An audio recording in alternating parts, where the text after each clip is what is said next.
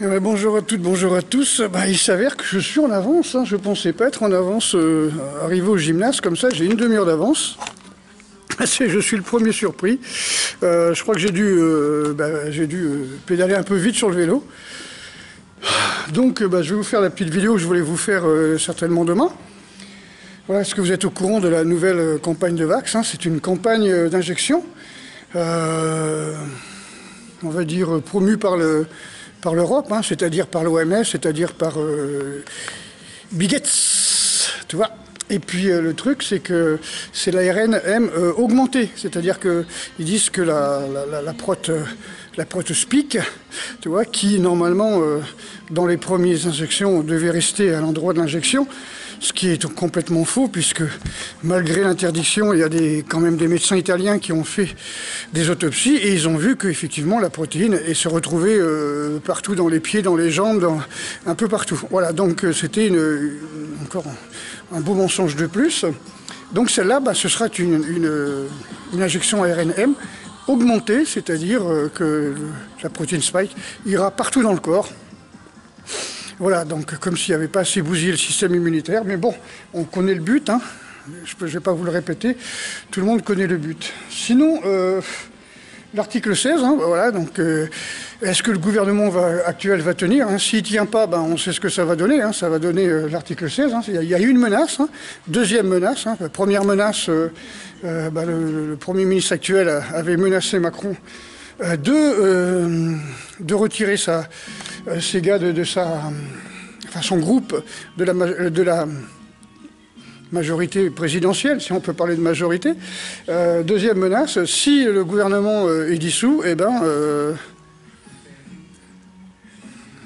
article 16, voilà, ce qui veut dire plein pouvoir, ce qui veut dire, au départ, c'est comme pour les injections, c'est volontaire, et après, c'est obligatoire. Après, c'est obligatoire que dans un côté de la France, une province, et après, c'est obligatoire que dans une province, mais pour les plus de 60 ans, et après, c'est pour tout le monde, enfants, etc., etc. Les enfants qui, par miracle, chopent la grippe en ce moment, on n'a jamais vu ça. Bref. Sinon, guerre civile, peut-être pas, je ne suis pas certain, mais en tout cas, ce qu'ils veulent, c'est un chaos pour déclencher l'article 16 aussi. C'est une deuxième solution pour déclencher, puisque le but, c'est quand même de le déclencher, pour envoyer les gens, surtout ceux qui ne sont pas contents, en Ukraine. Voilà, au départ, c'est déjà prévu, et là, ils sont en train de demander des volontaires pour aller combattre en tant que, non pas mercenaires, mais volontaires de la Légion française en Ukraine, Déjà, les Ukrainiens qui ont été formés en France, ils se sont barrés, là, sur 2000 personnes, il y en a 1700, je crois, qui ont déserté. C'est un petit peu normal, quoi, je veux dire. Mourir pour défendre des terres achetées par les Américains, par Vanguard ou BlackRock ou autre truc. Je comprends qu'ils n'aient pas envie de mourir pour ça. Alors les Ukrainiens veulent plus se battre, donc ils demandent des gens. De toute façon, les milliards qu'on a donnés, c'était pour les mercenaires et les oligarques. Vous savez, vous connaissez le principe de l'envoi des troupes en Ukraine, donc s'il y a réquisition militaire, parce qu'en fin de compte, la nouvelle loi de programmation militaire qui a été votée l'année dernière, il me semble, depuis très longtemps, on sait que tout ce qui est mobilier sera réquisitionné. Moi, on me l'a dit depuis à peu près une vingtaine d'années, voire plus, que si vous avez un 4x4... Si vous avez un 4x4, il sera tout de suite réquisitionné, puisque c'est un véhicule tout-terrain. Enfin, je dis ça, je dis rien. Les comptes bancaires aussi, les comptes des Français. Là, ils proposent au départ, la Caisse d'épargne, de mettre son argent dans le patrimoine ou dans l'Europe, etc. Ils proposent au départ, c'est-à-dire que c'est pas obligatoire. Tu vois. Bientôt, ça le deviendra. Quoi dire de plus? Est-ce qu'on va avoir le retour du terrorisme en France? Alors, vous savez que j'avais déjà expliqué que je suis né donc en 57, donc sous occupation américaine, puisque les Ricains sont restés en France jusqu'en 64. De Gaulle avait expliqué qu'il voulait avoir la liberté et l'autonomie française dans un discours en 63. En 68, comme par hasard, mai 68, on a eu notre Maïdan français, c'est-à-dire la CIA a créé une révolution pour virer de Gaulle, comme ils ont fait en Ukraine en 2014, les deux Maïdan, c'est-à-dire pour virer le président normalement élu, hein, régulièrement élu, légalement élu, mais qui était pro-russe. Voilà comme un petit peu ce qui s'est passé en Hongrie, Roumanie, tout ça. Dès le moment qu'il y a des élections qui déplaisent à l'Europe, c'est-à-dire à Washington, eh bien, aux intérêts américains, eh bien, on recommence les élections et on les annule et on recommence. Ils appellent ça la démocratie, c'est-à-dire qu'on fait une compte, le modèle démocratique que l'on veut imposer, que les États-Unis, que l'hégémonie américaine veut imposer à tout l'Occident, voire à tous les pays du monde, c'est ce modèle mafieux où on annule les élections. Hein. C'est l'histoire des 49-3. Hein. Vous ne sortirez pas de l'hémicycle tant que vous n'aurez pas voté comme il faut. Vous connaissez le principe. Hein. Donc, si les gens continuent à ne pas voter comme il faut, eh ben, on annule. C'est ce qui s'est passé toute l'année dernière. Bon, bref, on prend les gens pour des cons. Donc, quoi de neuf sinon, qu'est-ce que j'avais dit que je vous dirais? Parce que c'était pas prévu que je le fasse maintenant. Voilà, donc, je vous dis, je suis né en 57, en pleine période d'occupation américaine. Et avant le coup d'État de la CIA en 1968, et puis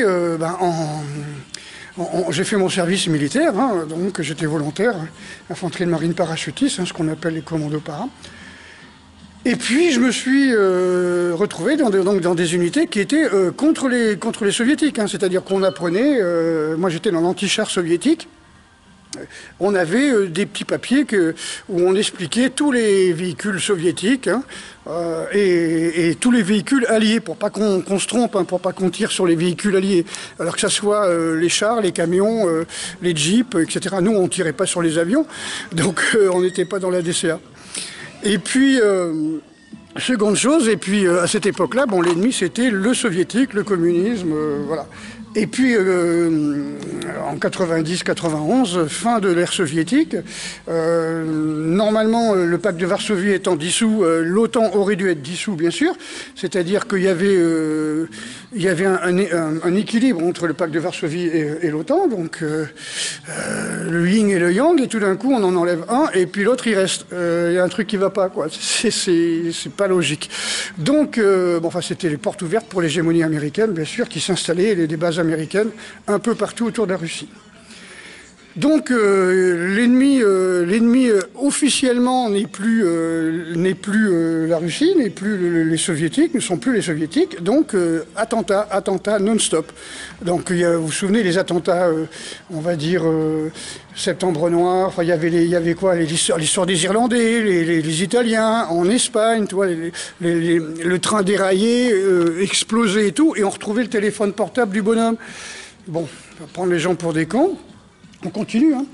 Et puis, je crois que ça va recommencer. On va recommencer à avoir du terrorisme un petit peu en France. Alors du terrorisme islamique, hein, maintenant, puisqu'il faut à chaque fois retrouver un ennemi commun derrière lequel il faut se regrouper. Ça, c'est la pratique de la manipulation. Pendant ce temps-là, au lieu d'aller à l'Élysée virer les pervers invertis, non, on va aller se focaliser sur l'islam en disant que ceux qui sont en Syrie, par exemple, sont des islamistes modérés, alors que c'est des gens du Mossad, hein, c'est un mec qui a été formé par le Mossad. Hein.